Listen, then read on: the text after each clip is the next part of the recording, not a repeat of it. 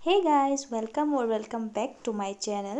So, মই প্ৰীতি আৰু মই এতিয়া আছো কামাখ্যা মন্দিৰত। So, মই ইয়াৰে কিছুমান ক্লিপ আপোনালোকৰ আগত মই দেখাম এতিয়া। So, চাই থাকিব আৰু যদি ভিডিঅ'টো ভাল লাগিছে তেতিয়াহ'লে লাইক কৰিব, শ্বেয়াৰ কৰিব, সাবস্ক্ৰাইব কৰিবলৈ নাপাহৰিব। So, আহক।